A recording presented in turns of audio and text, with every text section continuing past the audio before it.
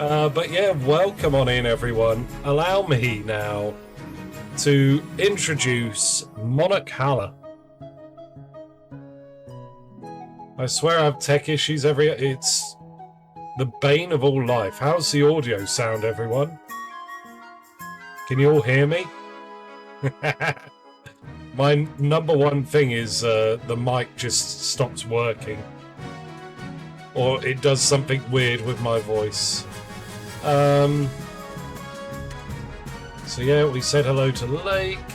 Tap the sign is now on.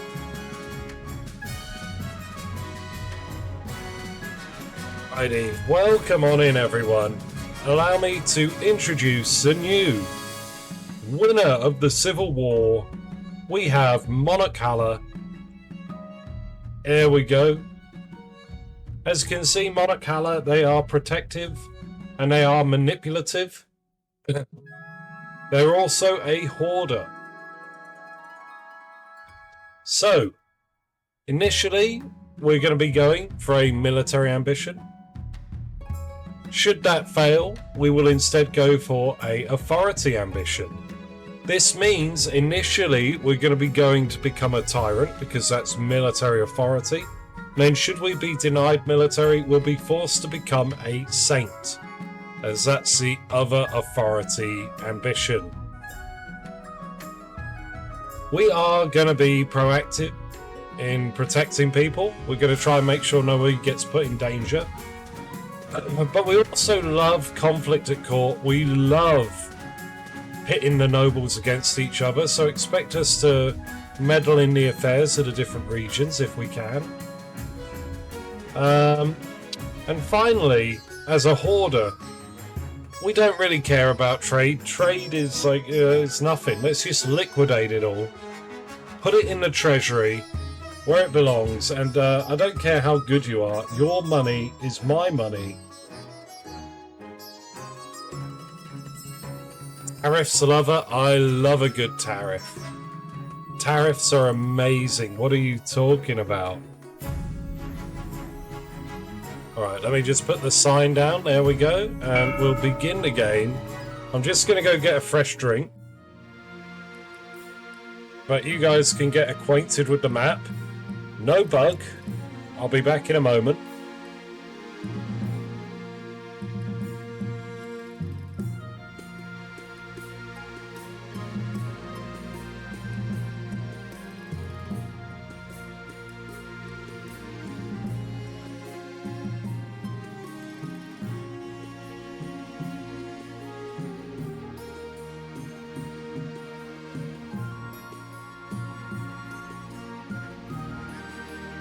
Alrighty.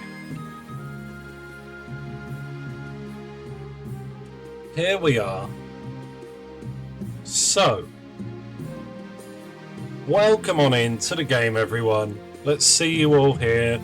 We are joined at the start of today's reign by Baroness Morgan Moon, Baron Advisor, and Baron Deadman. Hello to all our barons. Welcome on in. Joining us as well from the Chiefs, we have Chief Ephra, Chief Gibbo Nexus, and Chief Captain Chaz II. Welcome on in.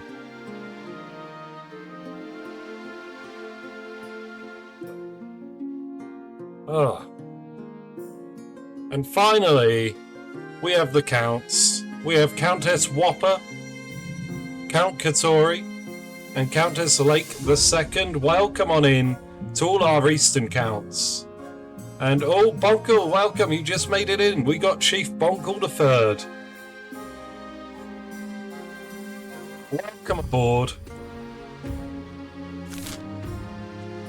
How is it going, everyone?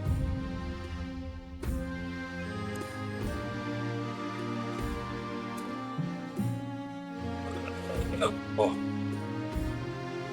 So then, having a look at all this,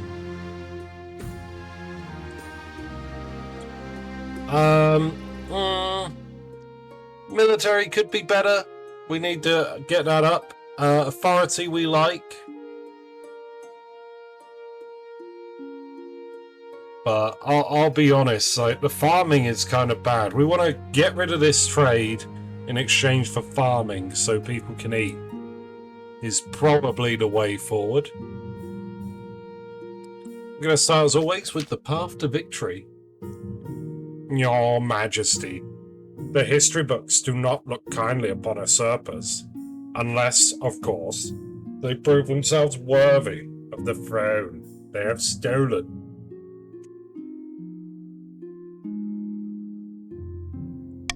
When you die, how do you hope the kingdom will remember you? We are, as I stated earlier, we're going to be going for military initially. So I am a great conqueror. I have vanquished the evil of, who was our last? It was Queen something, right? Queen Sybil? We got rid of Queen Sybil. And I'm going to keep winning the fights. A warrior monarch is sure to be remembered fondly if they win more battles than they lose. I suggest over the next few years you focus on improving the kingdom's overall military as much as possible. Once you have an heir, I'll return to discuss how your ambition is progressing. Good luck, Your Majesty. Alright. Now here we are. We've got the council introduction. Let's meet you all. Let's see you all. You did it! You seized the throne. We showed them what the chiefs could do, didn't we? Now just remember which side of your bread is buttered. You answer to us. Got it? I'm the monarch now. You can't push me around. I wouldn't dream of it, your greatness. Just reminding you where your loyalties lie. Now introduce yourself to the rest of the council, but don't forget what I told you today. Okay, Ephra, yeah, you know. Who have we got in the council of the east? Hello, Whopper. An honour to finally make your acquaintance, Your Majesty. May you escape the doom that befell your predecessor. And finally, the Barons of the East. I just saw the East stats. Yeah. Hail and well met, Your Highness. Under your leadership, we'll whip this kingdom into shape. Okay, dead man. Maybe we'll do it. Maybe. Yeah, the East has some issues. With that, the introductions are done. The council hall immediately fills with raised voices.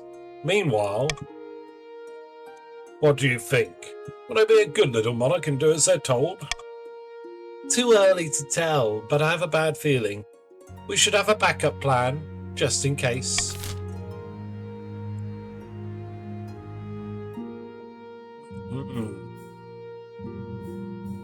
Okay, let's see. Let's have the coronation. Our first vote of the game, everyone. All we know at the minute is I'm pro-military. Your Majesty, you may have won the throne from Queen Sybil, but you must still answer to the council. As is tradition, they will decide what happens in your coronation. What? But it's my coronation. This isn't an absolute monarchy, Your Majesty. Everything has to be run past a council vote, even this. Shall we call the nobles in? Okay. What's it gonna be? What's it gonna be? Oh, I see it there. A military parade. Just for me. Emperor, hello, thank you. King of the castle. Thank you for the lurk. You've been placed in with the barons. There you are. Welcome on in, buddy. I may be playing with Emperor on Friday. We may be doing our BGA game. We haven't nailed anything down too much yet, but we're going to sort that out. But welcome on in, Emperor. Thank you for the lurk. Thank you for watching. I'm going to shout out, give a shout out to Emperor. Very cool streamer. Currently streaming through Rogue Trader still. And Streams a lot of Paradox games, so Stellaris, I think, is the main one. Okay, votes open, everyone. D for the military parade.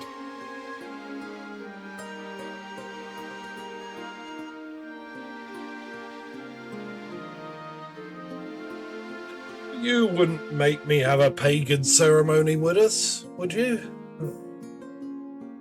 We need the parades. I crave a parade. With the very essence of my soul.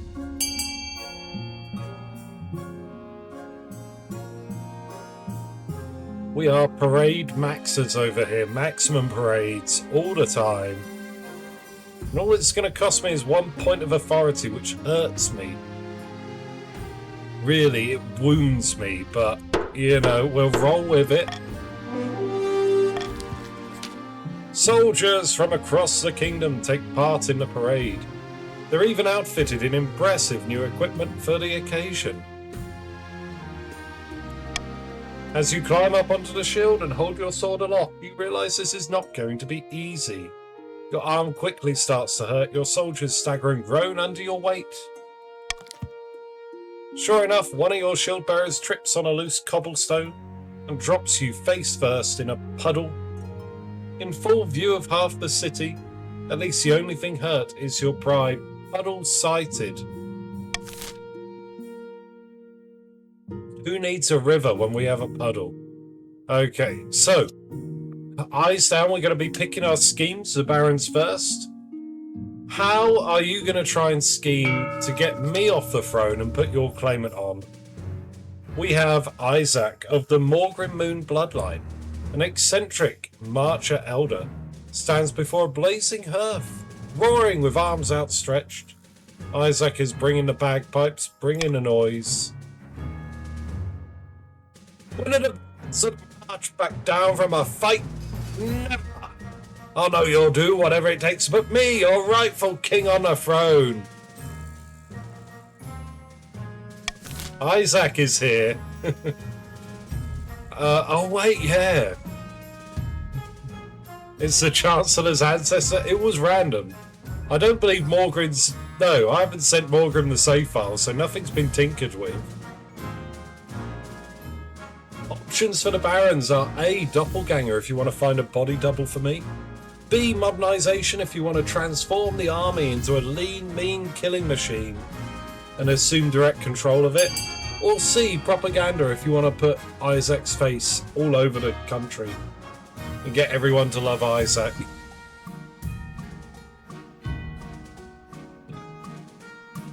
Yeah.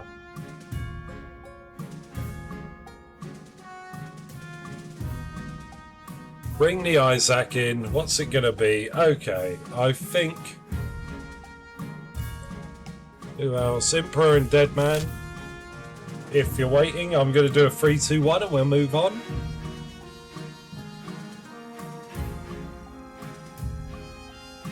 But it looks like we're operating a propaganda machine for the march. All three aren't too good. They're not, really.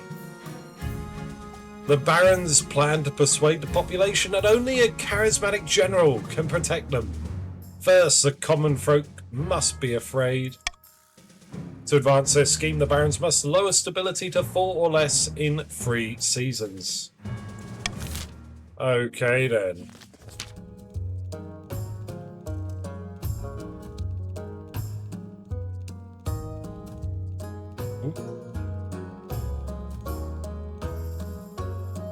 That was me having trouble with the fan, sorry about that.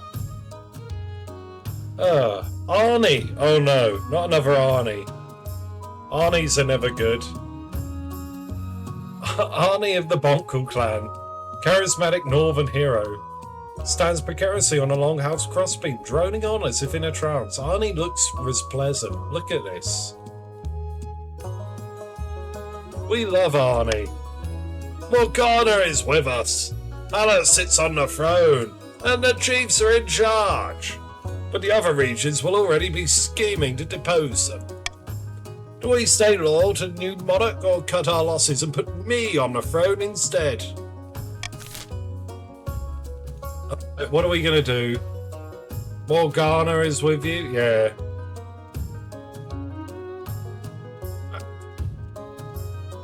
Isaac deserves rest. You disturbed his rest. Oh no. We got A for loyalist, B for intimidation, C for hornblower.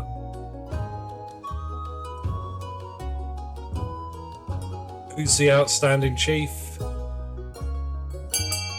Ephra, who might be getting lunch. I'll do a countdown anyway.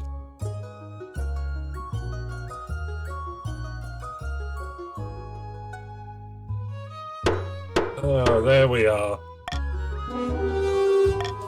They're gonna be loyal. That's great. Fantastic. That settles it then. Long live the Monarch. May they bring glory to Morgana. But we can always change our minds. If Halla ever gets out of line, we can take up arms and get rid of them. The old-fashioned way. Chief's goal is to aid the Monarch by countering the other region's schemes as much as they can. They will win the game if the Monarch produces an heir and completes their ambition.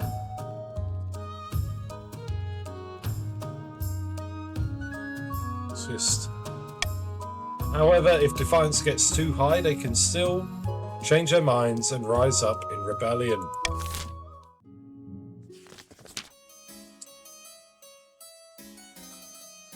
Loyalist Arnie will not go well. We love Arnie. Micah of the Whopper Dynasty. Micah looking like a typical count, just grumpy, upset. A sinister eastern bird breeder leans delicately on a podium, sighing. My fellow counts.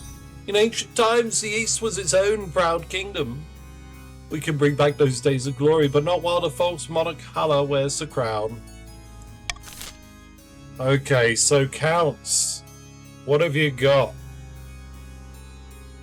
We got subterfuge, uprising, or possession. What would you like? Hello, Teeny. Welcome on in. Welcome to the Loyal Chiefs. Chief Teeny II. How you doing? I hope you're doing good. So let's see. A, subterfuge. You're going to try and replace my council.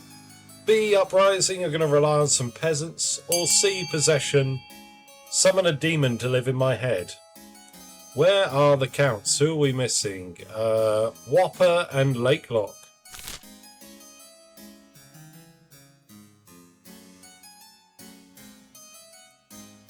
Okay, it looks like subterfuge has it.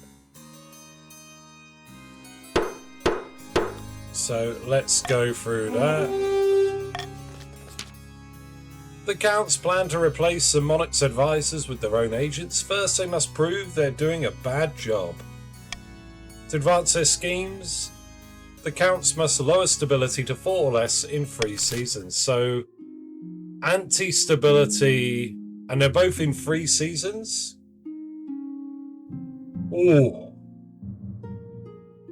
Traitors. Yes, Ephra. I'll get to it once I break this down. Alright, so, we've got Isaac, our treacherous half-brother, in the march, pursuing a propaganda scheme. The barons initially want to lower stability to 4 or less in 3 seasons. Michael, our bastard offshoot in the east, pursuing a subterfuge scheme. The counts also want to lower the kingdom's stability to 4 or less in 3 seasons. And then we got Arnie, our long-lost nephew, in the north, pursuing a loyalist scheme. The chiefs are going to try and support me, so chiefs, we need to get our stability up. Now then,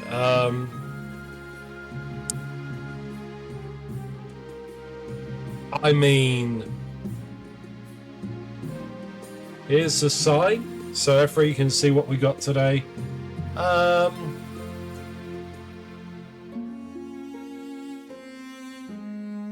You know what?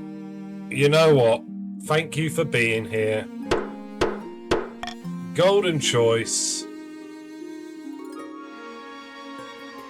We're gonna see just how much we can push you all. Oh. Alrighty. So we are now looking at Dangerous roads in the north. Your Highness, the merchants in the north are complaining about bandits. The northern roads are too dangerous to travel. Even with guards, gangs of highly organised, well-armed highwaymen will ambush merchant caravans and steal absolutely everything.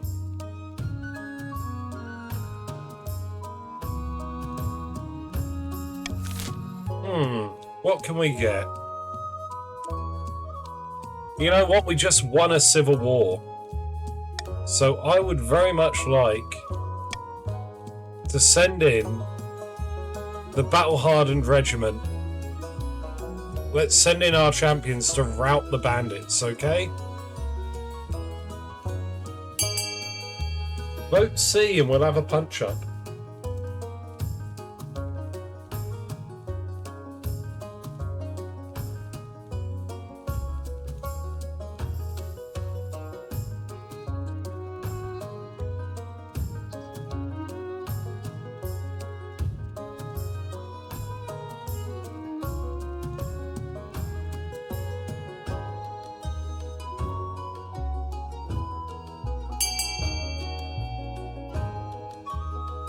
Oh wow, look at that. Nilawa, where are you, Nilawa? There you are. Welcome to the Barons. Also finished writing out the flavor text. Ooh. Go on, hit me with it. For the third, right? I'm into daft wagers. Okay, well, here we go. This isn't a daft wager, this is a military operation. Dean, hello as well. Dean, welcome back, where are you? There you are. I'm near the top of the Barons. Blood matters are sacred, always vote in favour of blood ties or spill. Oh, okay, that's good. So you always want to fight, or you always want to look after your immediate family? You send a battalion of the North's hardiest veterans. Experienced in fighting on foreign fields, they can't root out these bandits. Who can? I know. This is so rare. I don't even remember what happens if the military succeeds at this one. The operation was a complete success. Within a month, the northern roads are perfectly safe. If you don't mind riding past hanged carcasses of bandits. Does that put it all to a stop now? Is that the end of it? Your Grace, will you tell these superstitious barons to get over themselves and let us harvest their trees? We need the wood for our craftspeople. I've told you 1,000 times, Countess, that forest is thoroughly haunted. You'll damn us all if you go knocking there. Lake, no worries. Thank you for being here. If you need to sleep, you need to sleep. I appreciate you nonetheless. Yeah, just as soon as you show up. But you sold us a logging contract. And said contract has no exclusions for haunting. Goodbye to Lake. Everyone say goodbye and good night to Lake in chat. Take care of yourself. Your Grace, the barons can't be allowed to wiggle out of their commitments.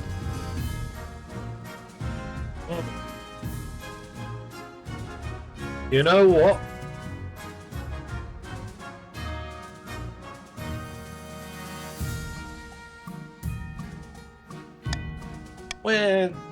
We're gonna do something.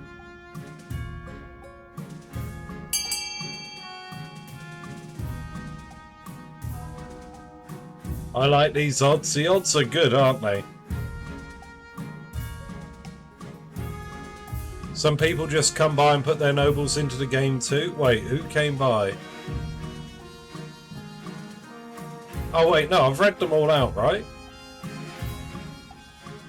A and B are not Gamba. That's it. That's true.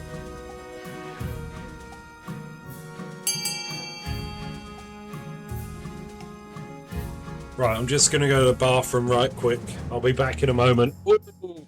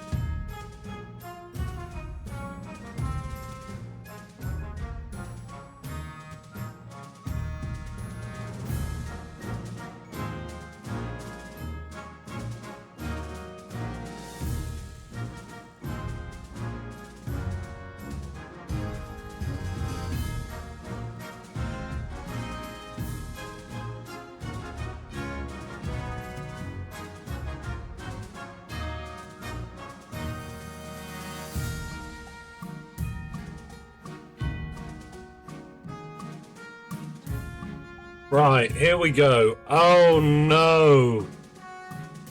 Oh no! I go to the toilet very quickly, and this is what I come back to. Okay.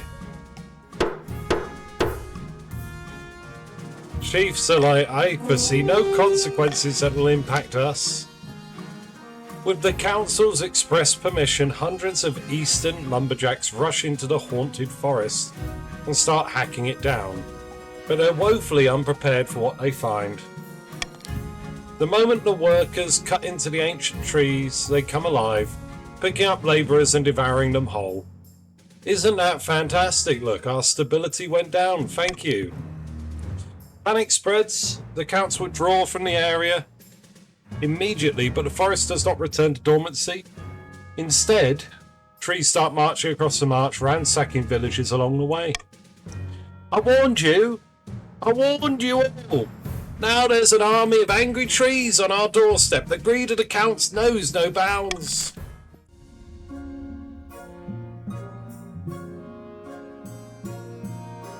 Good, because I'm sitting in front of a fan afternoon. Yeah, my fan's on too, Weldris. Hey up. Welcome on in. Welcome to the east. Shadow Moon, there you go. Welcome back to the Chiefs. Shadow Moon the second. Welcome on in. Rebel when? It's soon. Could be a very quick game today at this rate. One day you're walking through the palace gardens when you're confronted by an unusual sight. One of your palace watches standing guard, but instead of a pike, he's holding a mop.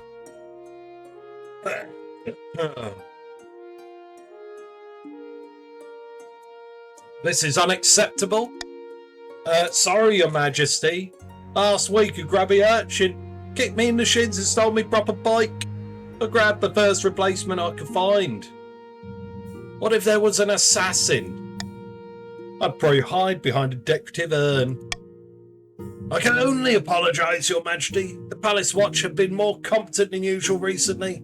It's obvious you need an honour guard to protect you. But first, how can we improve the watch? It's quite simple. Right? It's very simple.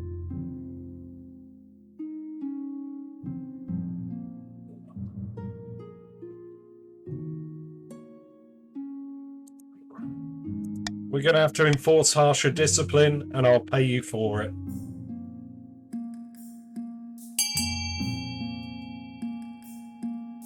Golden Choice on C. C for Golden Choice, everyone. Come and get your money.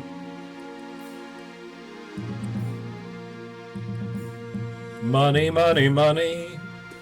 Must be funny in a monarch's world. We need to sort them out.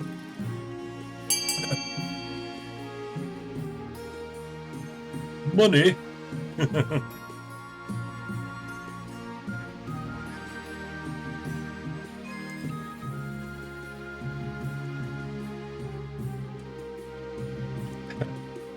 God, the elf twitch, yes.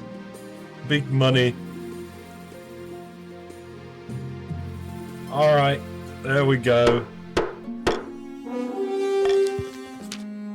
Punishing exercise regime works wonders on your watch's abs, though you're not sure about their morale.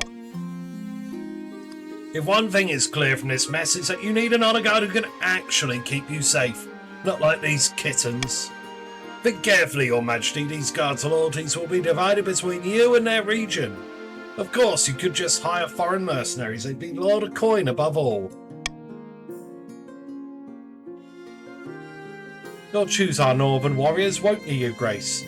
Don't tell me you've gone soft and southern already. Yes, Shadow Moon. I've made my decision. I wait your verdict with bated breath. You'll be the northern warriors, of course it will. The warrior heroes arrive a few weeks later. They swagger in with bigger grins and bigger axes. Belching and singing and roaring out unsavoury jokes, one of your courtiers faints.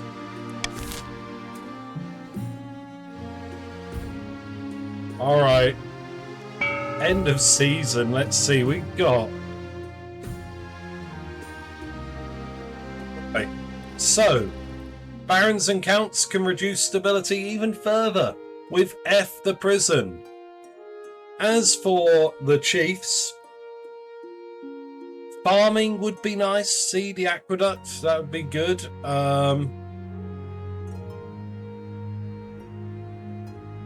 Alternatively, B, the Thieves Guild would break the Baron's monopoly on trade.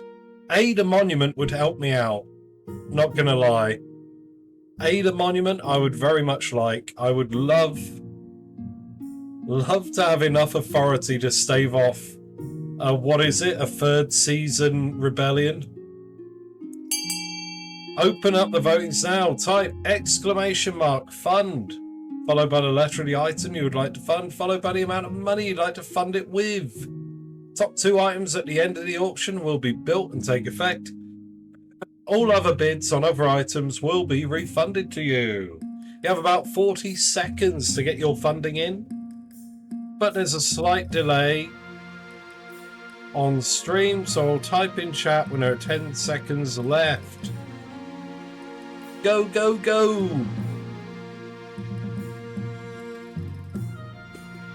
Who needs money when you can have prison labour? What?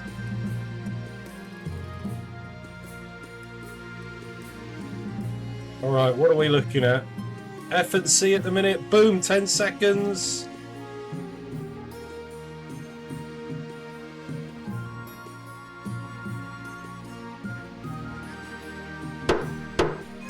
Oh, did both of those go through? They might have done. Yeah, I think they did. So we got a grand bazaar in the north and the prison in the east. Fantastic. And now the barons are on the verge of rebellion.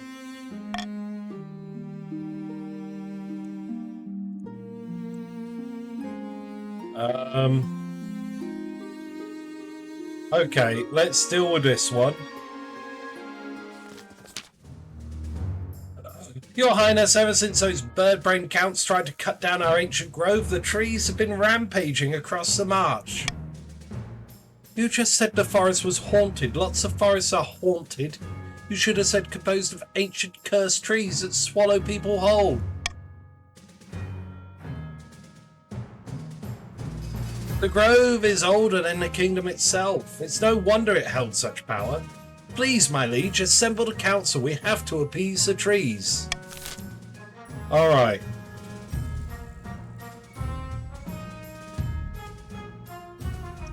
You know what? We are not spending money on this. I don't want to bankrupt myself. So barons and the east, I think you can fight together against the trees, or we can just set fire to it all. Fire solves a lot of problems, right? I mean, the fire is guaranteed to put an end to this. Whether the military can fight.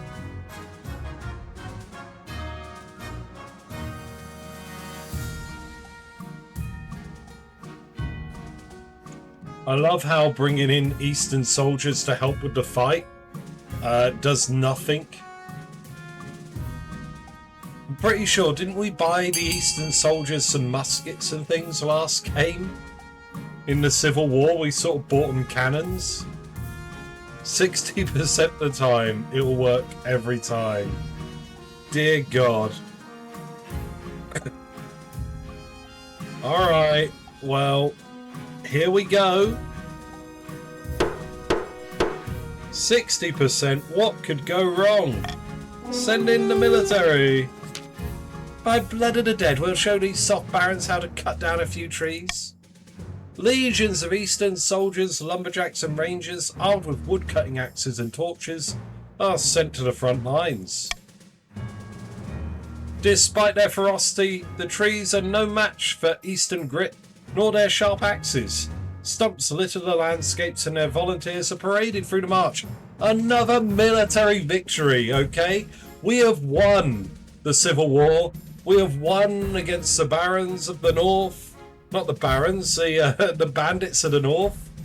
And finally, we have won against the magic walking trees that were going around eating people. Aren't we fantastic? The legend of the killer trees fades from the world once again. The Archbishop claims that one more bastion of the deposed god's influence has been destroyed. Fantastic.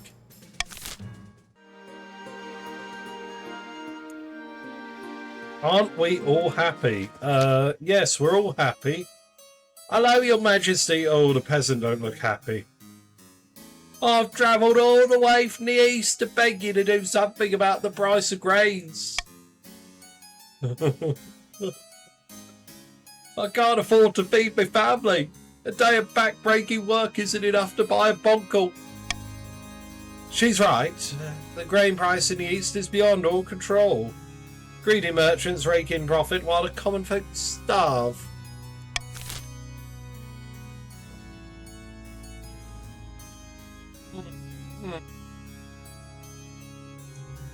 I think we'll put a price cap on. I'm going to say no. No more price hikes on the grain. 500 gold if you vote A, everyone. More gamba. Isn't the game being generous with the gamba today? Big gamba energy. Well,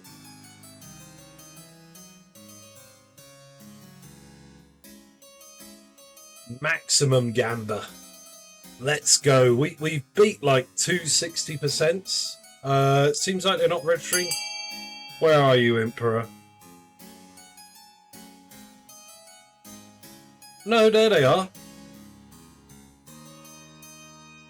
Yeah, you're not purple. You're in the red. There you are. I just had a quick look to see what your symbol was on your shield, and there it is.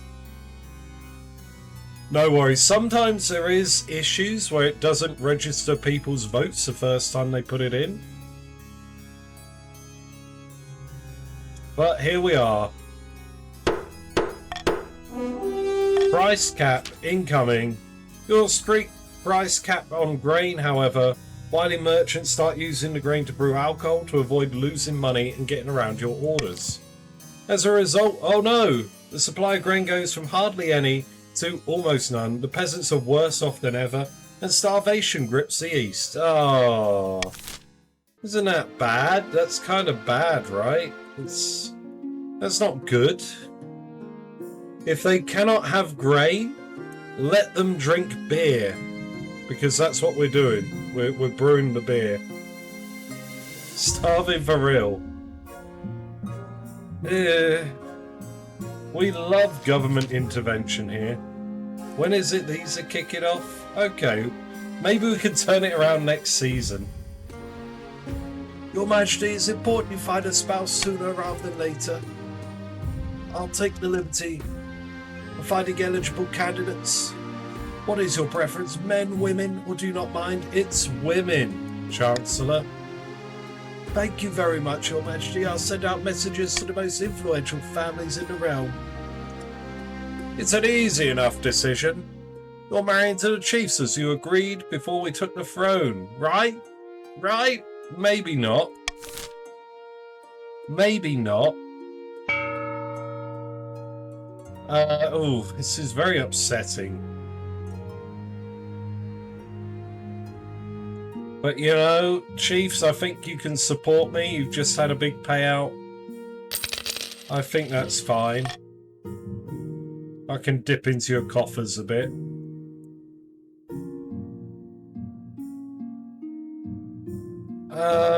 Okay, let's start with the wild beast attacks. Your Highness, I bring ill tidings from the north. Wildlife has gone berserk in rural areas. They're attacking villages and travellers all across the region. Oh no, Shadow Moon. Tell me more.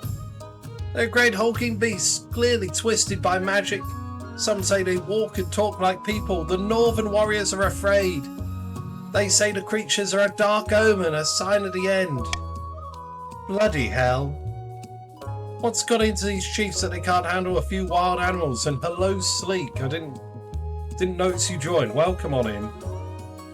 Welcome to the Barons. The other regions have plenty of their own problems, Your Majesty. No one wants to march up to the frozen north for something like this. Alright. Then what am I to do?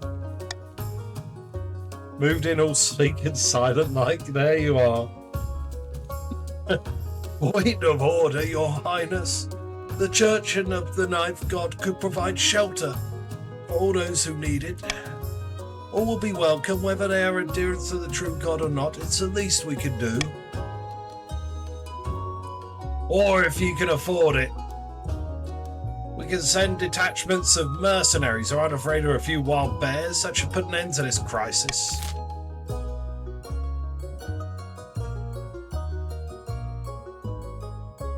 You know what? We could afford the mercenaries.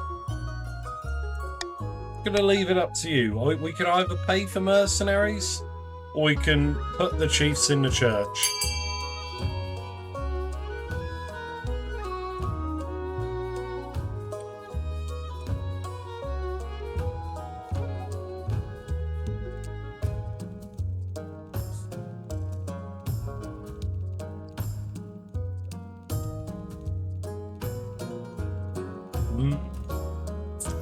Big moves. What's it? Oh, it's a tie? Okay. Well, currently tied up 6 votes either way. I'm going to do a final countdown. If you've yet to vote, now's the time. Make your voice heard.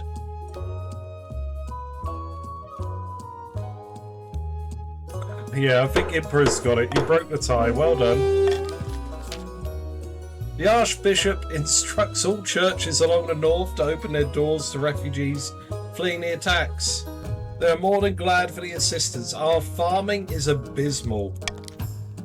Over time, the beasts withdraw. The Northerners are grateful for the church's help, with many finding a new place in their hearts for the Ninth God and his disciples.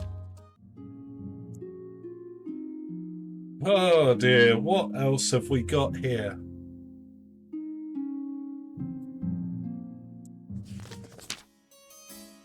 The East is experiencing a terrible famine, Your Majesty, and a steady trickle of refugees has been pouring into the march.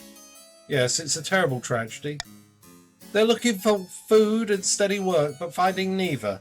They've turned to begging. The streets of the Marcher cities are crowded with Eastern vagrants. Well, I'm sorry that my suffering people are clogging up the precious Marcher streets. They need help, not judgment, but will the council give it? Ooh. Ooh.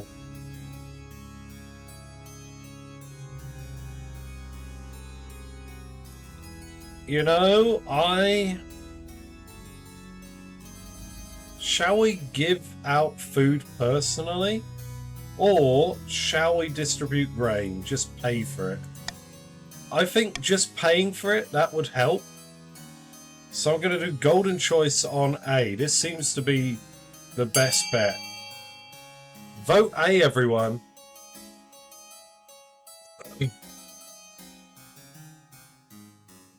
I mean, people are starving all over the nation. Like, our farms are in the gutter. The only place that's doing okay is the March. The counts have 0 trade and 0 farming. And their military is 4. So their military is barely capable of looking after anything as well. Look at the absolute state of the East. Alright. Well, that's that. That's 10 votes for A. Enjoy your golden choice money, everyone. By distributing grain among the peasants who remain in the East, you alleviate their suffering and reduce the flow of refugees. But those who have already made their way to the march prove unwilling to return to their homeland, fearing more famine around the corner. Tensions heighten between the counts and barons. That's fine. Don't worry, because next season there'll be refugees from the north coming to the march as well, so we'll have a big party there. I found 3 potential matches for you. 1 eligible young woman from each of the kingdom's 3 regions. Choose wisely, you'll be securing a powerful alliance. Okay, Right, real talk. I'm going to be honest, I'm very worried about the Baron's Defiance. So I'm probably going to lean towards the Baron's offering unless they're terrible. But we want someone that's good in a fight, someone that does the right thing, someone that's kind of sly, good at playing people off against each other, and someone with lots of money. If they have lots of money, I'm going to like them. I'm going to want them. Chancellor leads you to the Great Hall, where they've arranged 3 portraits on easels for now. Each is covered by a cloth. Right, let's see the eligible bachelorettes. They whisk away the cloth from the first portrait. Who have we got? This is Ursa, firstborn daughter of the Northern Teeny-Burt clan. She's your typical Northern lass. Big, brawny and honest in the same way an axe to the face is honest. She's interested in moving south to explore new business opportunities. Had a bit of a controversy when her clan hall burned down. She was to blame somehow. Oh, okay, cool. Ursa could do. This is Desdemona, eldest daughter of the Eastern Weldrith Dynasty. In her youth, she ran off and tried to join a circus. They found her in the end, thank the ninth. See that beautiful fur coat she's wearing in the portrait? Wolf pelt. Hunted it herself. She did have to suppress a peasant revolt on her land recently. I wonder why.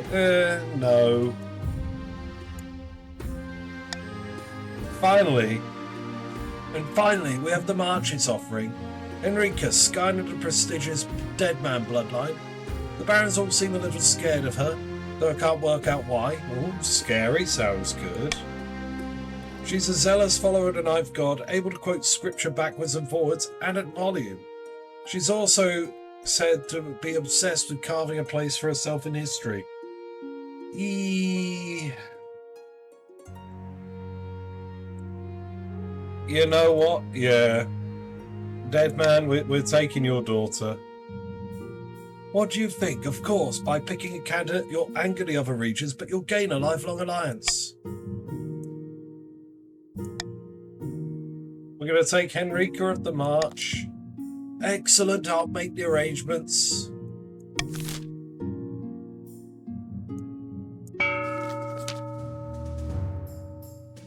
While the Monarch settles into their young reign, a general has risen in the march.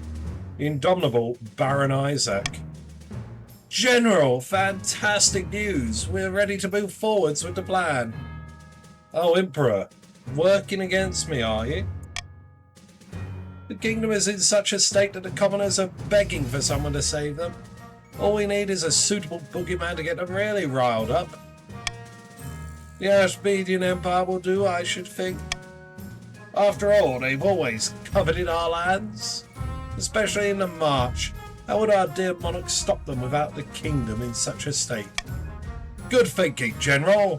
While your campaign warns of Ashmedian threat and proposes a march of defence, we will build an army to back your words.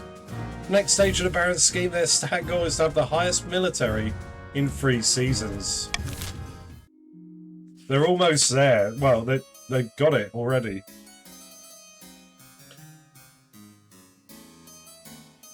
Emperor is the Void War to your 40k? What?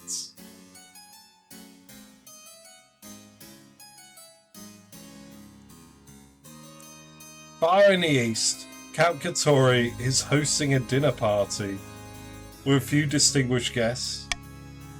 The kingdom's in great jeopardy, and the council is calling for the monarch's inner circle to resign. We need to increase the pressure. If the monarch is in a weak enough position, they've got no choice but to bow to our demands. No more interfering spymaster, no more marshal or chancellor or treasurer. A whole new inner circle, all made up of counts. The next stage of their scheme, the counts must lower authority to 4 or less in 3 seasons.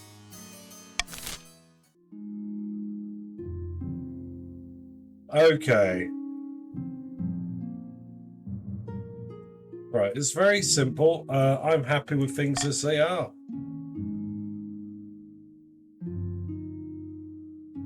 New gods. Here we are. Your Greatness, I've come to thank you and the Ninth Church for your kindness during the so-called Season of Claws. Never thought I'd say it, but I'm glad for their help. Creatures' attacks have eased. I can only imagine why, but I thank the gods for it, both the old and the new. There is no need to thank us. Once the chief has bowed his head to leave, your Archbishop is quick to lean over to you. Your Majesty, we are presented with a golden opportunity to expand the Church's influence. We should capitalise on this goodwill immediately.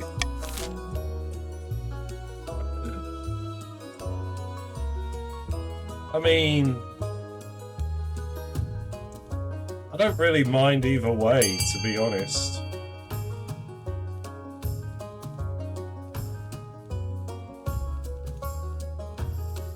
So I'll leave it up to you all.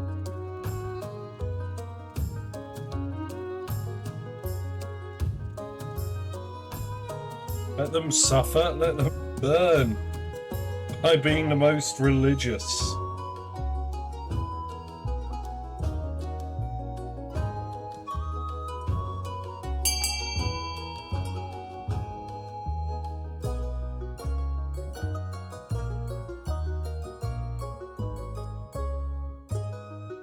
Alrighty, what have we got? Leave the Northerners to their pagan ways. That's fine. That's fine. The council decides against kicking a hornet's nest, or the sleeping bear, as the case may be. You reason the Ninth God will judge them accordingly in the thereafter anyways. The treasury is almost empty, Your Highness. What do you suggest we do? Apart from raising taxes, we have precious few options. You could get a bank loan or sell off the crown jewels, or perhaps crack open some of your predecessors' tombs. Most were buried with piles of gold, or so I've heard. Yeah, let's crack open some tombs. That buried gold isn't doing anyone any good, is it? Time to desecrate some graves. You order the royal mausoleums dug into and looted. The result is quite a bounty. Gold masks, heaps of coin, precious jewels. Not everyone is as practical as your treasurer. However, the church denounced you as a grave robber. Nobles and peasants alike are disgusted by your greed.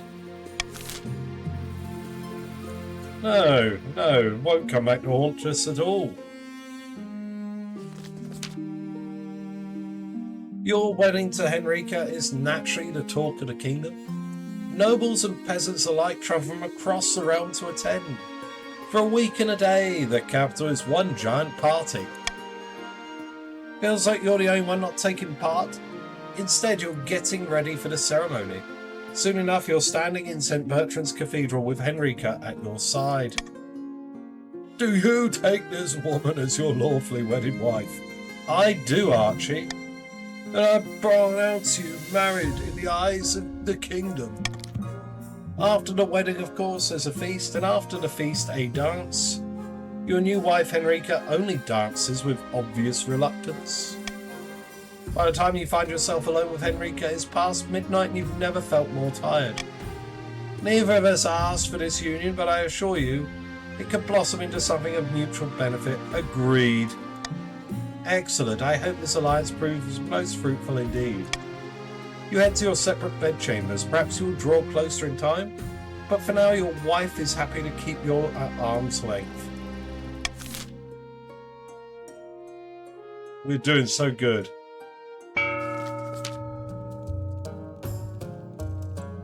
Deep in the back rooms of the royal palace, the northern chiefs are poring over secret letters and scribbled diagrams. On the wall is a corkboard filled with pins and crisscrossed by coloured string. Friend zone? No, like mutual business acquaintance zoned. Not even friend zoned.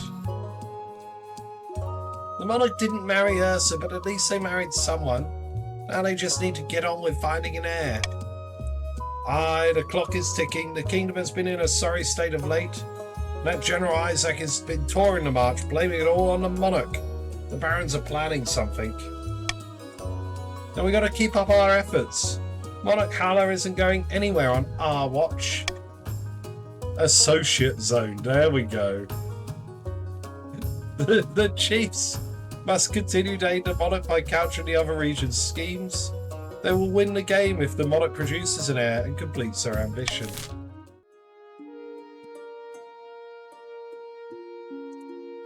Alright, barons want to maintain their military lead on others. The counts want to lower authority. They want it from 6 down to 4.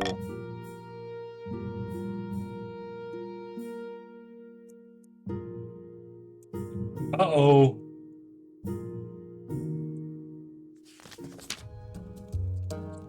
Your Majesty, the creatures have been ravaging our countryside.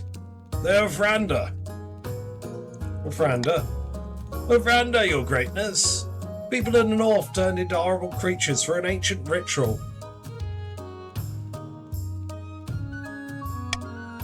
Werebeasts.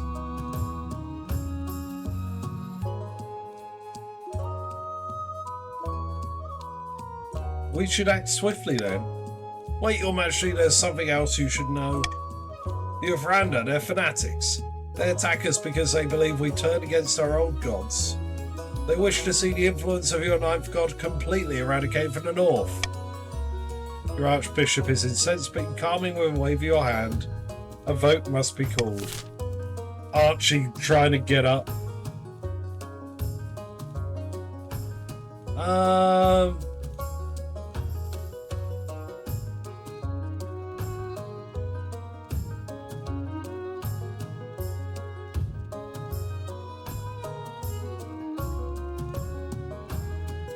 Don't want to ban the pagan practices. We can send monster hunters, monster hunter wilds in the north to hunt down our Franda leaders, or we can open with diplomacy.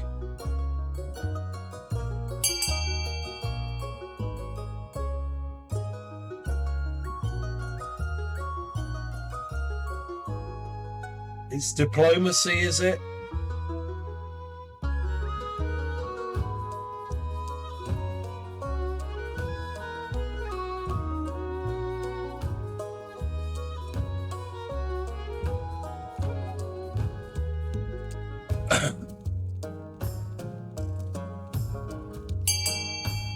Is your name Capcom because it's time to play Monster Hunter? Well, apparently it's not. Apparently we're playing Monster Prom because we're going to talk to them. That's it.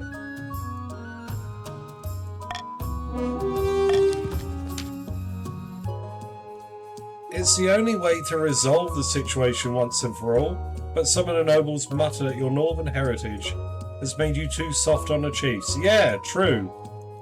Now get lost, you losers.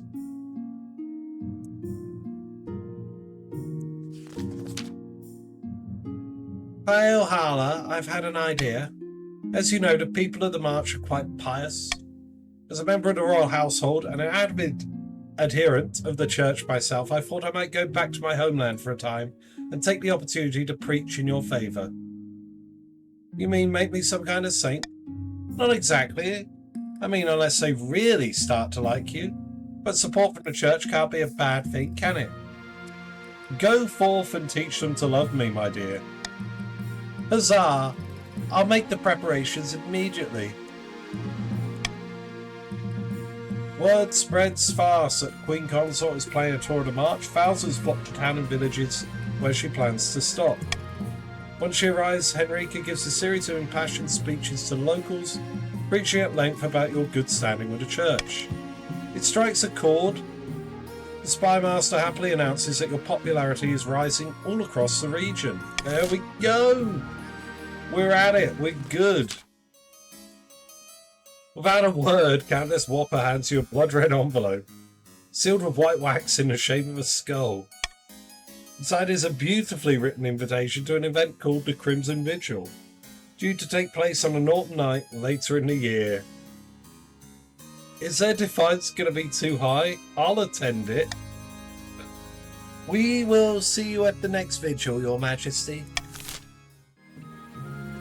Oh dear.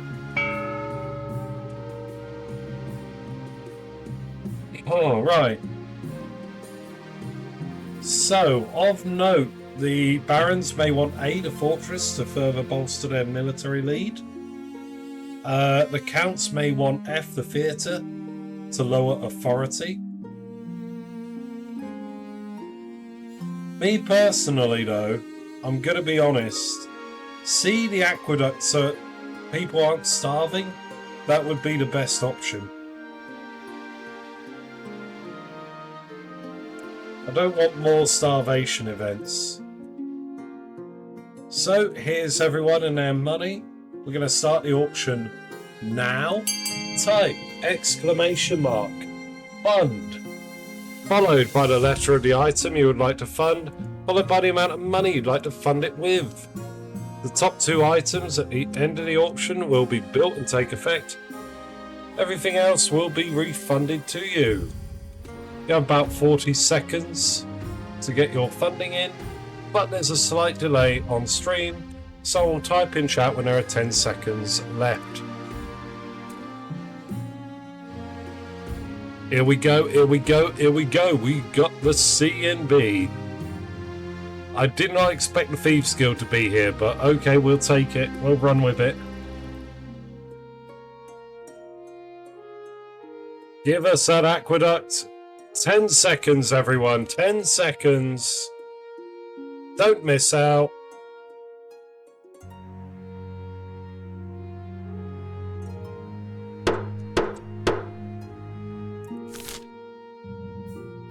Excellent. We ended up with A and F.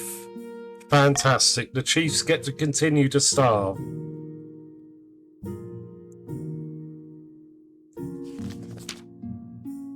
Your Majesty, the beasts have arrived. Do not worry, the Palace Watch will keep you safe if they try anything. This one is their leader. Halla. Chaz!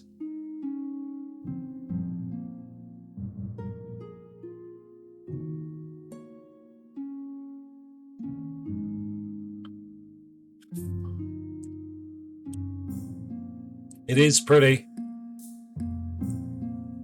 I thought you'd be more feral. He snorts and shrugs. Appearances can be deceiving, Halla. That's your majesty to you.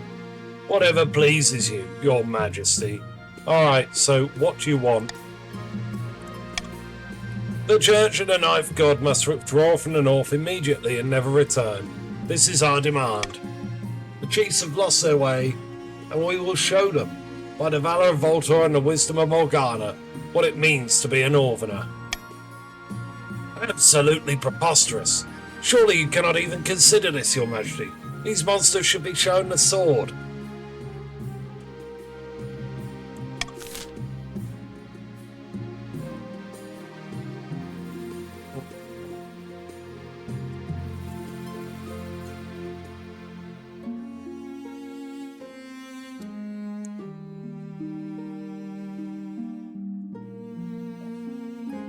You know what? Kill them where they stand. We're going to war, everyone. War against the beast folk. Vote C for Golden Choice. I thought they'd be more reasonable than this. Vote C, everyone. We will fight. Wow, we got a lot of people breaking ranks. A lot of people don't want their gold. But the time is now. Golden Choice on C. Come on. An honest war is a war of the people. I don't know. Cool Golden Choice. I know. Look at it. Alright, I know there's a few more people active.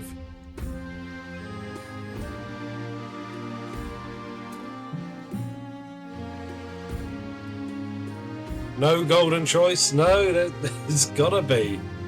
What's happening here? Oh my god, okay. Everyone is up and left and they're like, no, we're not dealing with this. We're gonna have the church withdraw entirely. You can't pay me to kill innocent people. They're not innocent. These are like counter-insurgents. They're beastmen that want to terrorize the North. They're actual terrorists. Wait.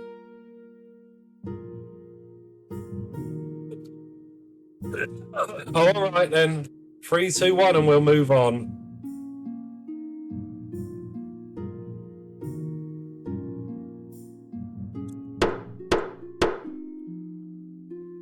Well, no, like they're threatening to kill people if we don't do what they want.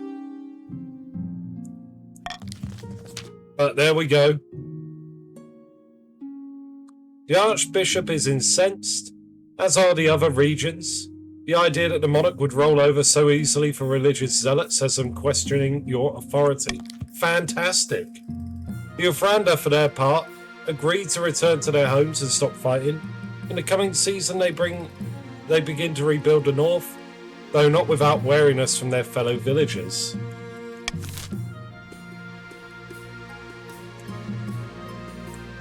Am I going to be kicked out of the Crimson Vigil? Since you were invited to the Crimson Vigil, your relationship with the Counts has deteriorated significantly. It's safe to assume you're no longer welcome in the East. Excellent. Your marriage to Enrica has grown strong and steady like an old castle wall. What began as a political arrangement is blossomed into something like love. It's high time you thought about an heir. Congratulations are in order. The royal wedding was a magnificent affair, but something's still missing. You need an heir.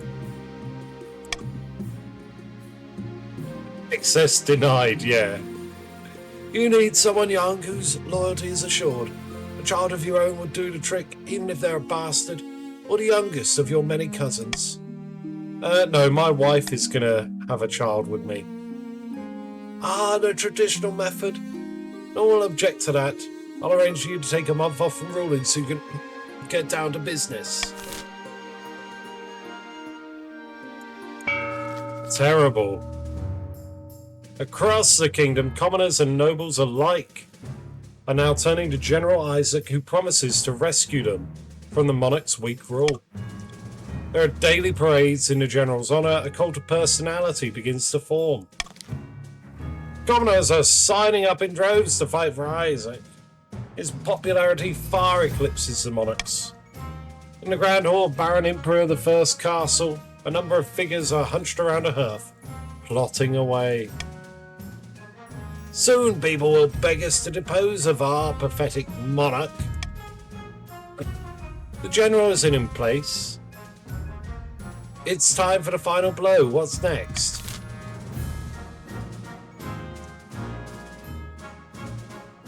Right, provoke a civil war that involves raising up a defiance, or enact a swift and brutal coup, lower authority. What's it going to be to the barons? Is it going to be a coup or is it going to be a civil war?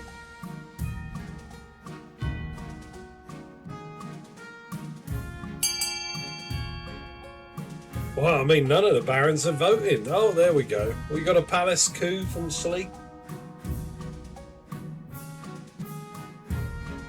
No, they're not gambling.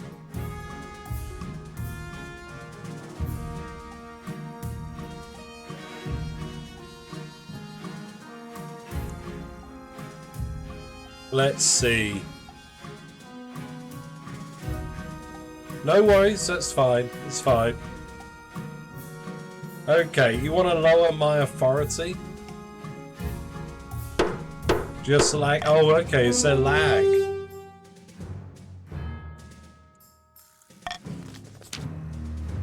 Brutal and efficient. I believe the general will be happy with that.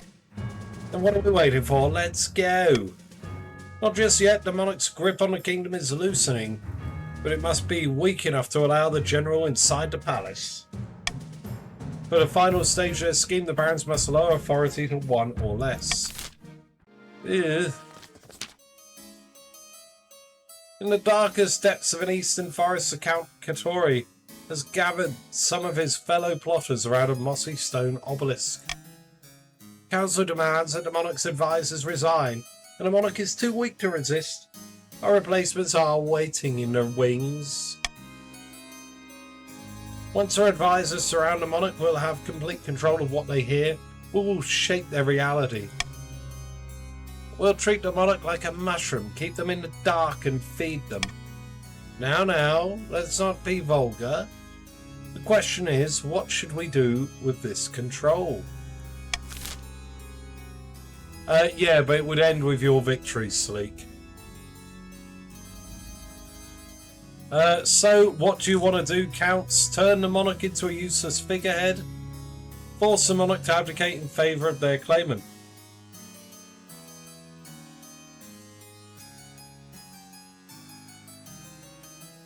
So, it's raise stability or raise others' defiance.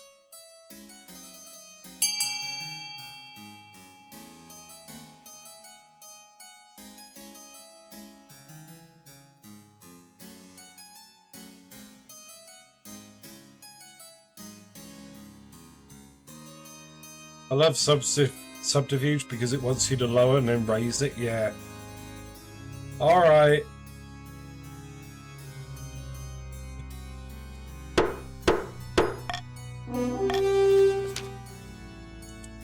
We'll turn the Monarch into our powerless little puppet. Dance, puppet, dance.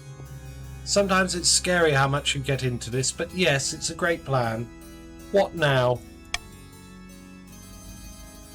The kingdom must return to its prosperity, and we'll ensure we get all the credit. The council will see this as a demonstration of our competence. They'll insist on sweeping out the old guard. At that point, we've won. For the final stage of their scheme, the council must raise stability to at least 7.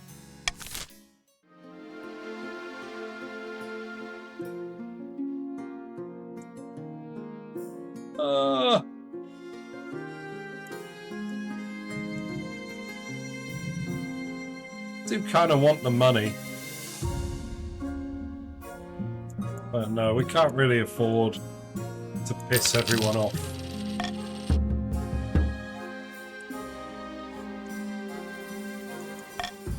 Oh, counts can rebel? Oh no, that's not good. Oh no, none of this is good either. Oh my god, okay.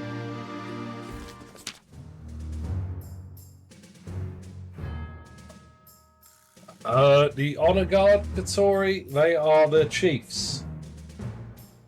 A rogue golem has crossed into our territory over the Ashmedian border, Your Majesty. This could be an exciting opportunity. What's so exciting about it? Please, my liege, this is our chance to figure out how this golem magic works.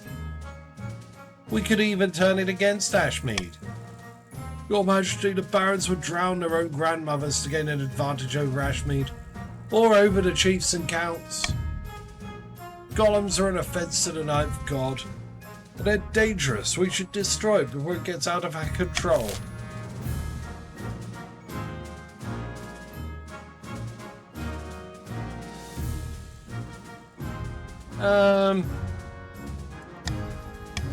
May as well take it apart and figure out its secrets.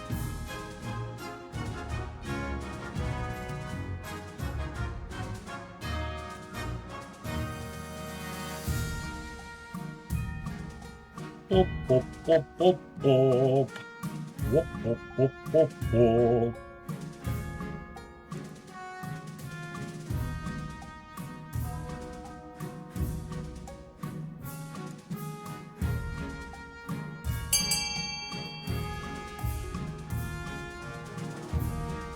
Okay, yeah, we're going to take it apart, it seems.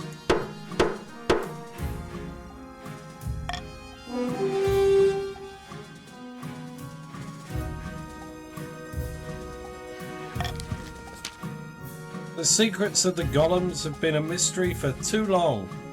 I'll put our very best artisans to work on figuring it out. A few weeks later, Baroness Sleek Avians reports back with a gleeful smile. It's slow going, my liege, but we're getting somewhere. In a few months, I think we'll have cracked it.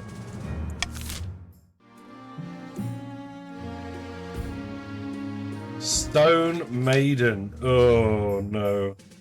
Behold, my liege.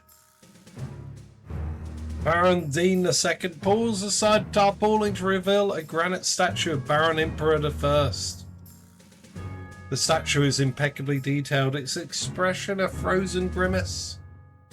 Emperor, no! A sad sight, is it not? That's not a statue, is it? Astutely observed, Your Highness. This is all that remains of my fellow Baron. It seems the Stone Maiden is abroad in the march.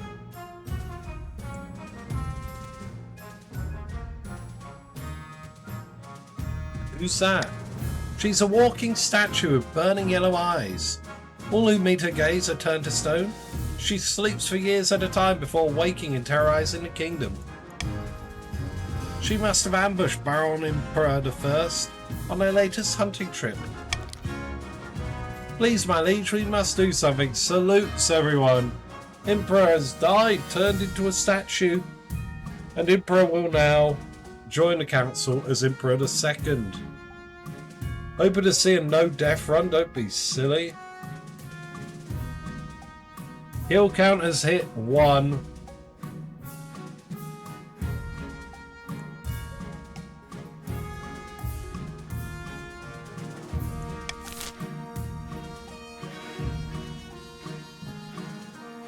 Smash it up. Summon the army. In we go. At least I wasn't responsible, that's true. Golden choice on B, everyone. Oh.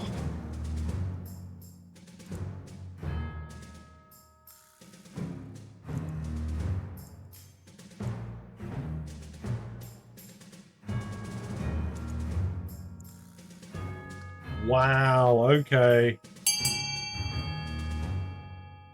Look at that. We're locked in. Let's go. Marcher troops find the Stone Maiden waiting for them in a foggy swamp. Her eyes blazing through the swirling mist, she beckons.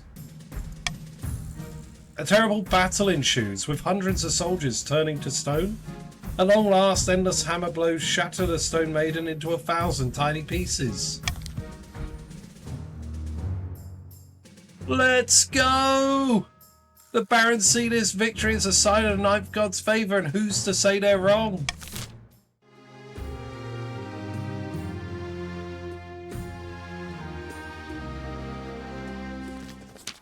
We did it, everyone! Your Majesty, mass unemployment and unrest have arisen in the East. Businesses are going bankrupt, mills are shutting down. People are calling it a Great Depression because it's making everyone miserable. Yes, my investments have all gone up in smoke. And it's the same for every other count. We must find a way to lift the East out of poverty. Okay,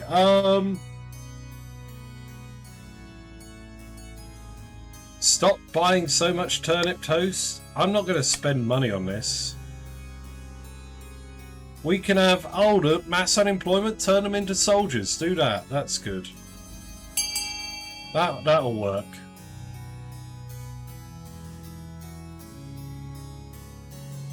We need more military after all.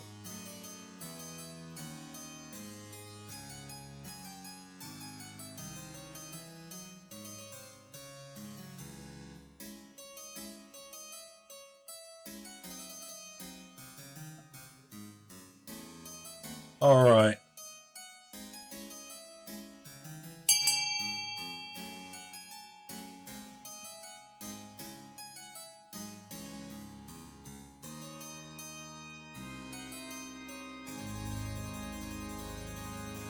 Okay, it's close. If you've yet to vote, make sure your voice is heard. 3, 2, 1. Boom, boom. No, C is great because it gives me more military. You begin the process of mass conscription, forcing the unemployed eastern peasants to be productive by shoving longbows into their hands, telling them to practice hitting sacks of straw at 50 paces. The Eastern Army swells in size, but the economy is still in shambles, and the counts grumble that their investments are losing value by the day.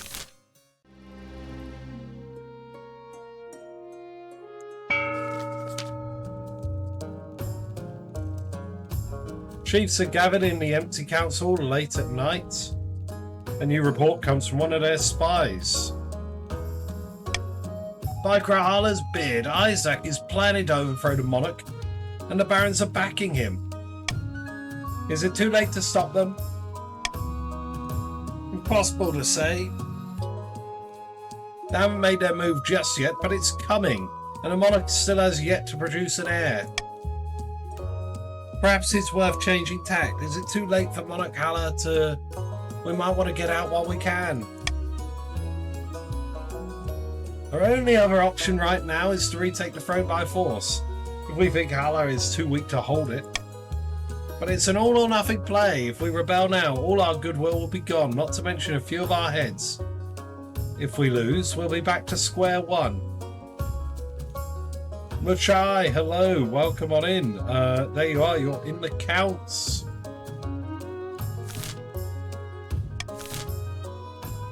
Okay, so Chiefs.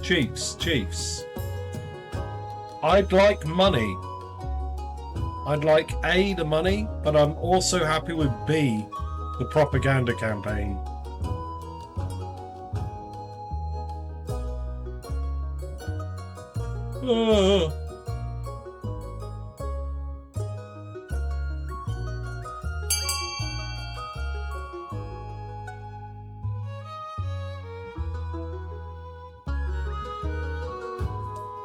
Right, thank you very much. Oh, all of you voted there.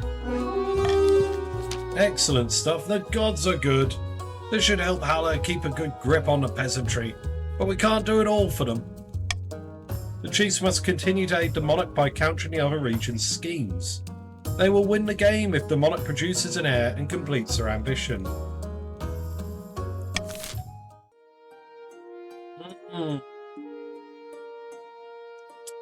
We're good. Counts can rebel, which would be a pain in the ass, but... Oh no, okay, oh no. Give birth already? We're working on it, don't worry. Okay, I'm working on it. Me and the missus were on it. All night, every night. Your Majesty, we in the March have finished a complete reorganisation of our new army. It is truly a powerful beast now. Hope I'm getting a parade. Oh, I'm sure we can see to that. Moreover, I was hoping the Crown might be willing to host some military exercises. The soldiers are restless. You want me to start a war? We just need a suitable campaign to whet our swords and spears. An unbloodied army isn't worth its salt, I'd say.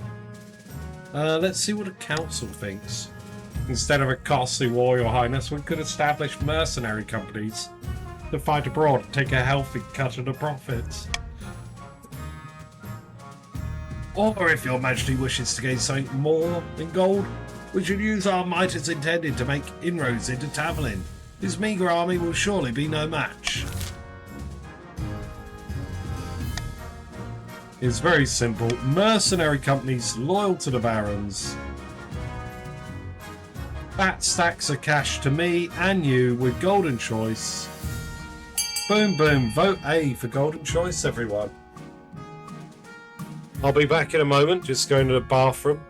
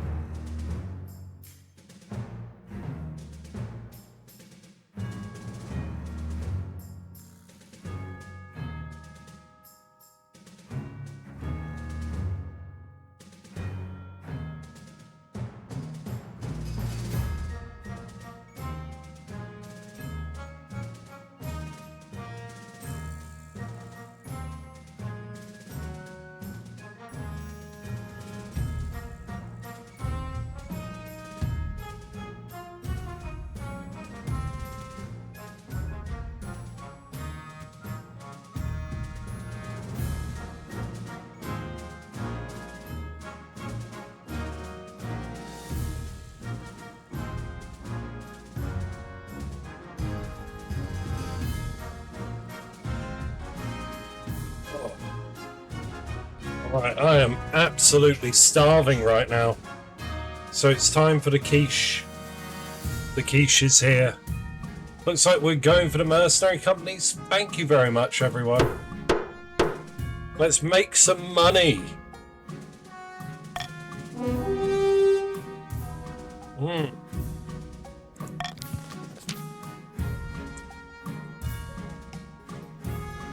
And give royal assent to the creation of new mercenary companies owned by the barons of the March. These companies fight Ashmead and other lands where wars are plentiful. Everyone's satisfied, the barons get their exercise, and you get a portion of the blood money. A quiche is like a little like eggy cake, I guess would be the best way to say it. In fact, hold on. Let me see.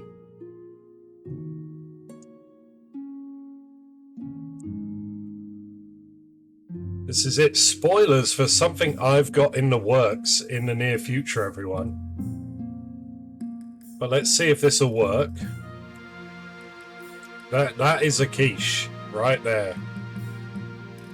Don't know if I can show this up to you. Oh. Crustless quiche. And there we are. It's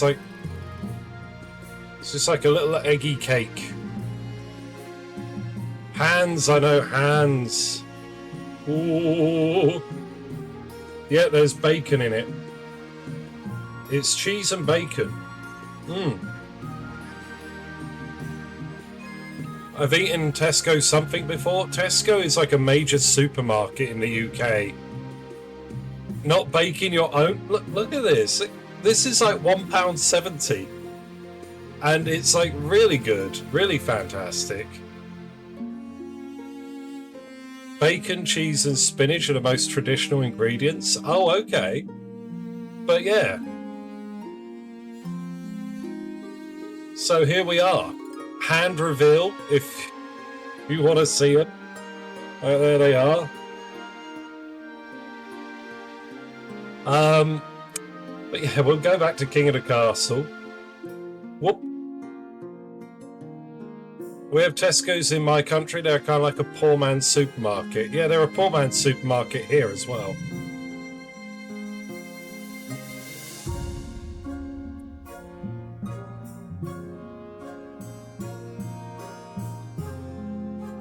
Your drawing is approved in realism? No. So yeah, I've got plans. I'm going to do like, maybe do some model painting or building.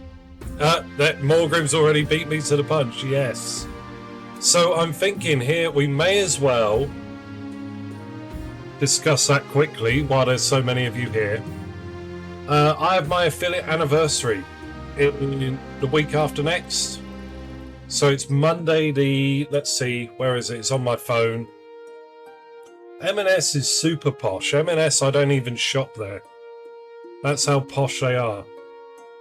I'd feel like a class traitor just walking through it. The 21st, Monday the 21st, I'll have been a Twitch affiliate for 2 years. So on that day, I'm going to try out something new, and I'm going to try out some model building or something. So make a mark if you want to join for that and you want to see me potter about making a figurine. Monday the 21st. 2 whole years.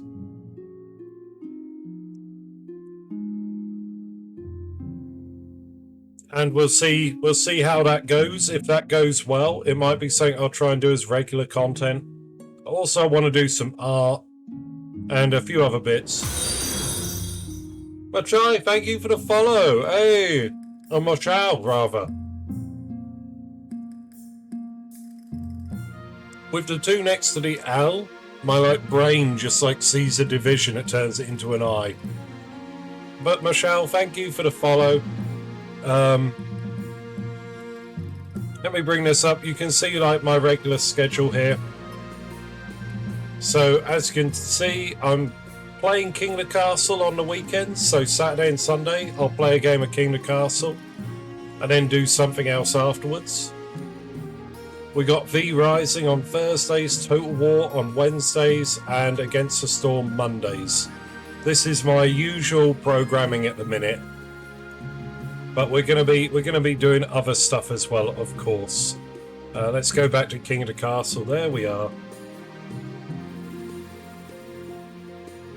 Oh dear, but there we are, everyone. There's a little spoiler, little taster, as I'm gonna make some figgies.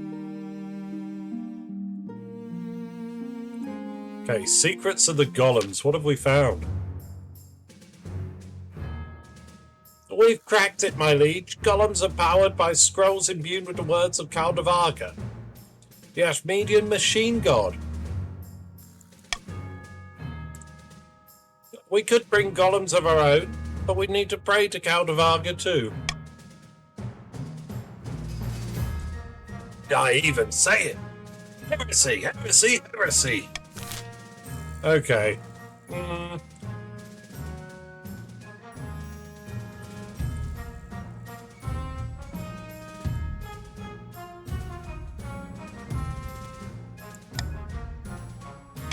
think we can allow it, but the barons have to pay the church. You have to pay. Alright? You have to pay a tithe to the church to make the church happy.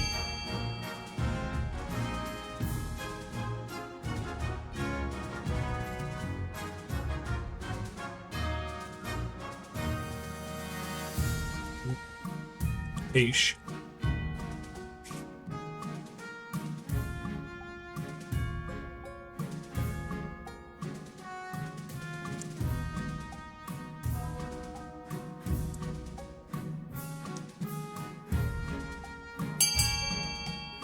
I know, the biggest glut of barons is currently on A.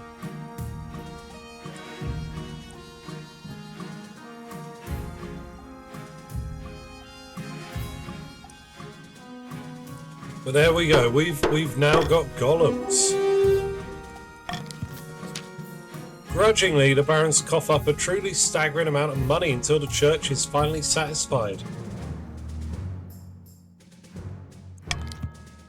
The church still takes a hit from such open heresy in the march, but at least they're now wealthy enough to build a few cathedrals to compensate.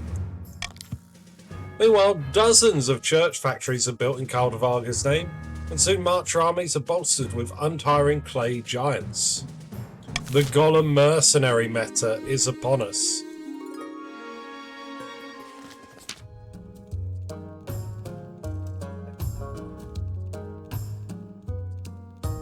Excellent news from the north, Your Majesty. Prospectors have discovered deposits of silver on my land.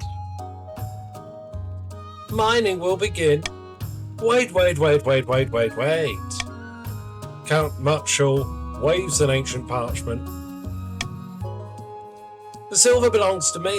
The deposit is on our side of the border, and this scroll proves it. This could get nasty, Your Majesty. The border between the north and the east has always been highly contested.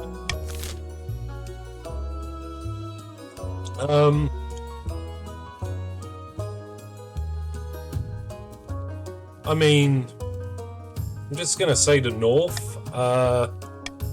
Someone's got to get it. I'd prefer if the north got it, but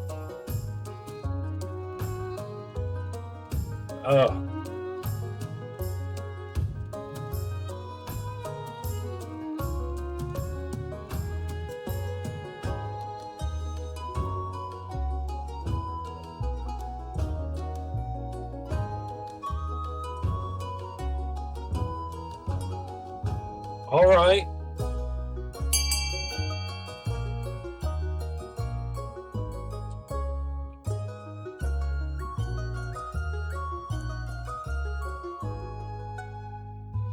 Tie break, yeah, let's... Right, doing a final countdown. Break the tie if you've yet to vote. Your vote could make all the difference here.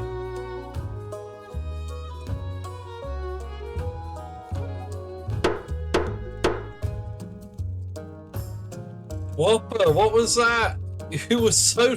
you were just behind. Okay, what did Whopper vote for?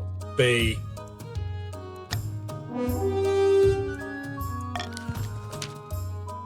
Very well, Your Highness. There we go. Chaz, yeah, Chaz was late as well. Mass Connect, hello. Where is Mass Connect? Mass Connections in the March. Welcome to the Barons.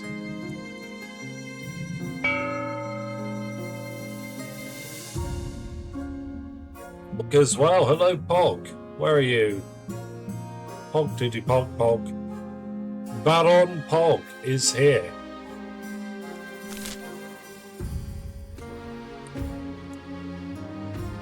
Okay, so the Barons want to reduce authority to 1 or less. It's currently at 4. We're pretty safe on that front. The Counts want to increase stability to 7 or more. It's currently at 5, so we're kind of safe. Also, the Counts can rebel if they want, but it's not really advised.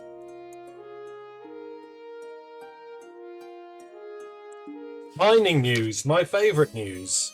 Your Highness, you recall the silver deposits between the north and the east? Our miners followed a rich vein and broke into a series of small caverns lined with smooth silver. What's more, there are tunnels leading to the surface. Surface of the North, Your Majesty. This is according to the so-called official documents provided by Mutchell. The mine is ours. Murmurs rise among the council.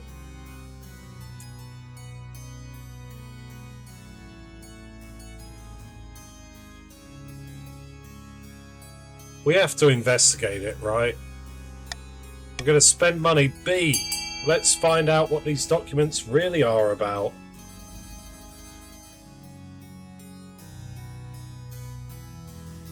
Let's lay this matter to rest once and for all. No more silly accusations of moving the border around.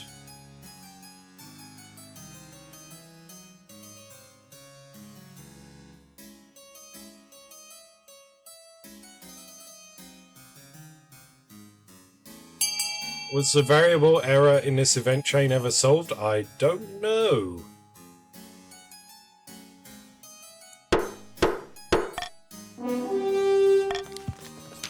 As word gets around the north, you're still considering the situation as people grow impatient.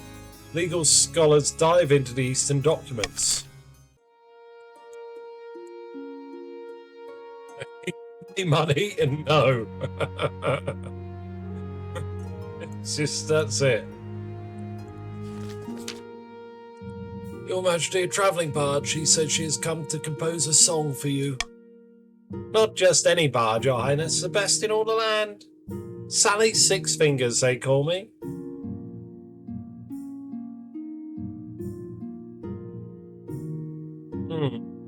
Song, you say, about me? Why, of course. In fact, I have the tune and verse all but ready. I've saved my best work for you, my monarch. All I require is a subject. What should I tell the masses of you? What would you like to inspire? Tell them to fear me. I will do so, Your Highness, absolutely. Give me but a few weeks and everyone within the Crownlands will know of your might. Pray, I need only a small payment of 500 gold for the time. A discount for one as esteemed as yourself. Hello, Sally. Yeah, Sally.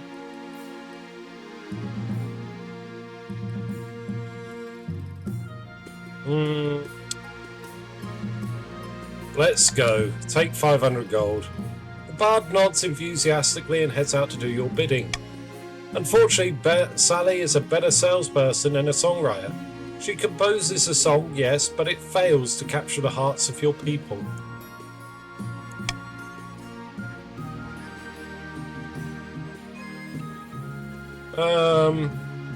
You will have her perform it for you, but it's abysmal. Nothing rhymes, there's no rhythm.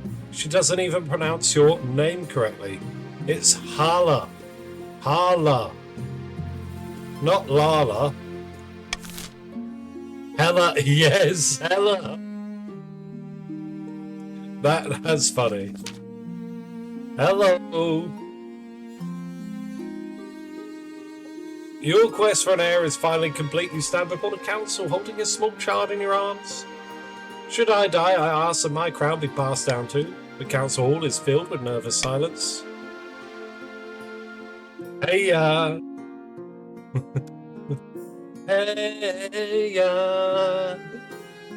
my daughter. The assembled nobles break out into polite applause. By designating an heir, you cemented the stability of the kingdom. Your Highness, may I be the first to congratulate you on the birth of your daughter? What is her name? Halla number 2. Huzzah, my liege! I'm sure little Halla II will grow up to be a chip off the old block.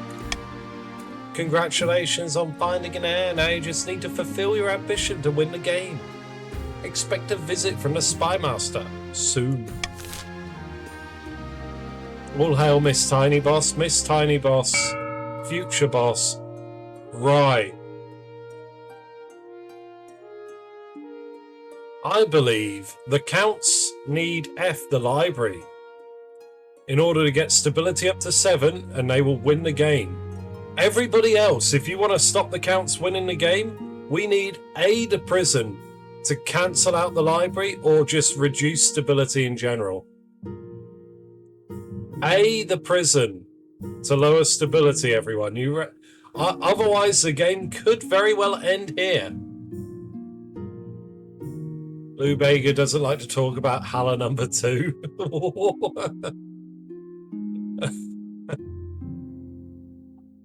Okay, we're going to start the auction now. Type exclamation mark fund, followed by the letter A and the amount of money you'd like to fund the prison with. The top 2 items at the end of the auction will be built and take effect. Everything else will be refunded. You got about 40 seconds to get your funding in, but there's a slight delay on stream. So I'll type in chat when there are 10 seconds left.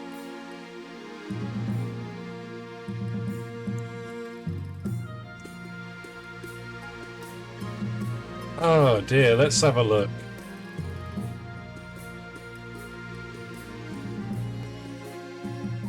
So you're like A and B at the minute. Nobody's even shown up to bid on the library yet, which is fair.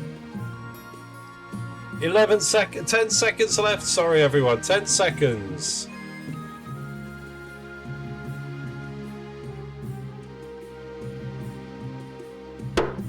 No way. Did I see that right? Who did all that? That was a lot of movement. We got the theatre and the library.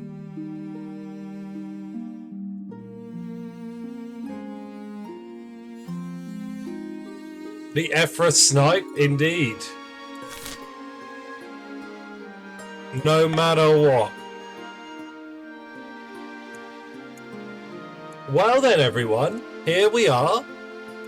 Welcome to the end of the game.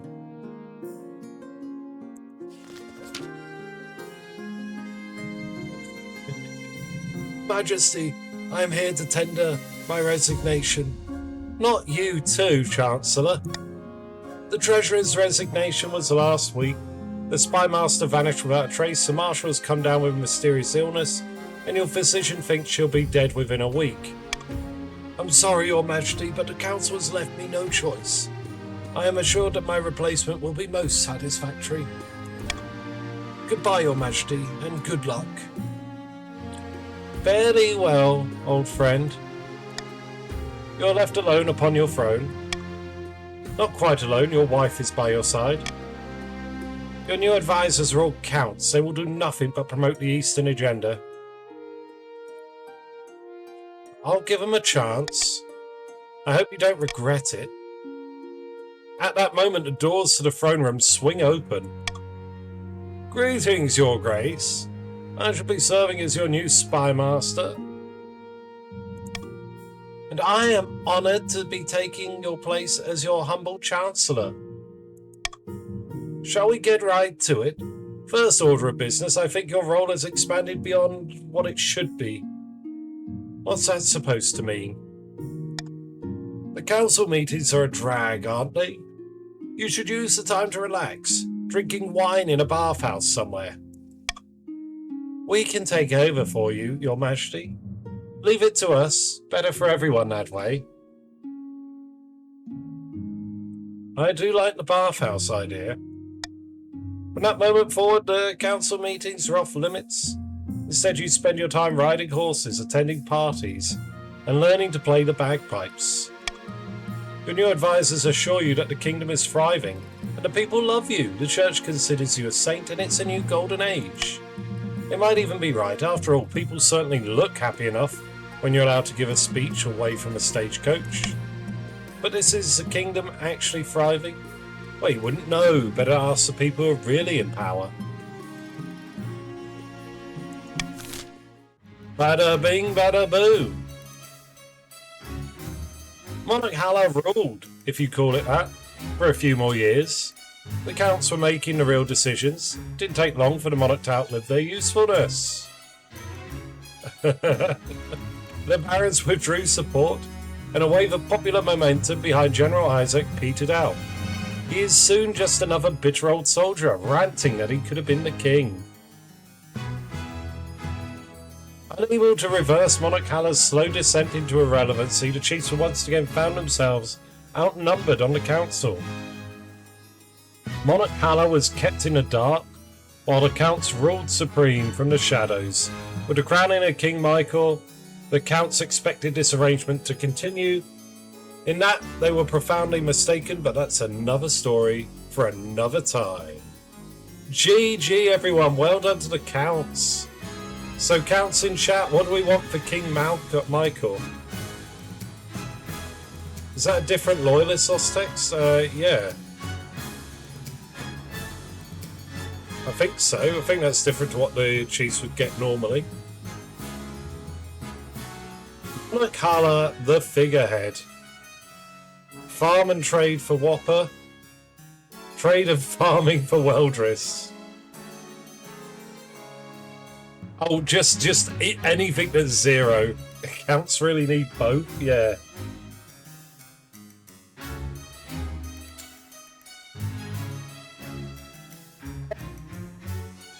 It might be.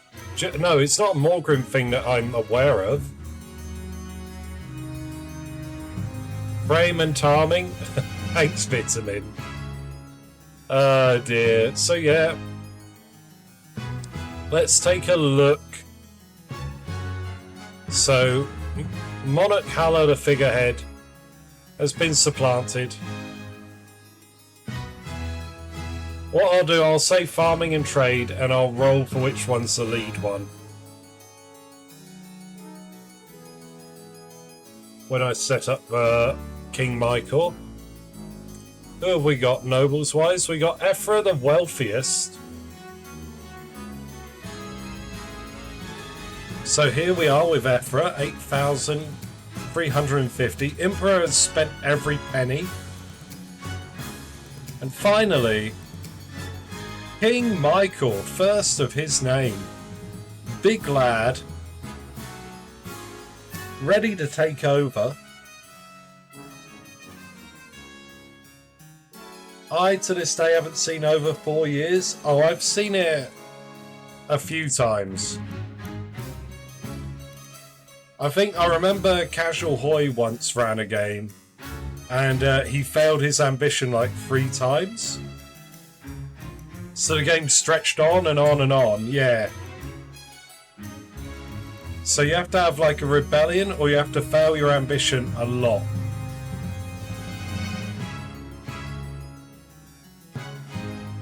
But here we are. We're going to try and rebuild the East, I think. Kaji had one of 6 years about a month ago. Holy crap. Was that one rebellion after the other, somehow?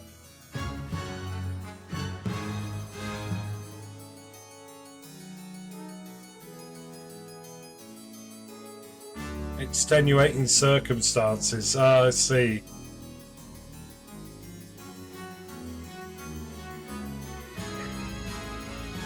Failing the ambition. Yeah, that's what I've seen. I don't think I've had it happen to me that badly. Maybe a few times back in the old days, back when we were first starting out.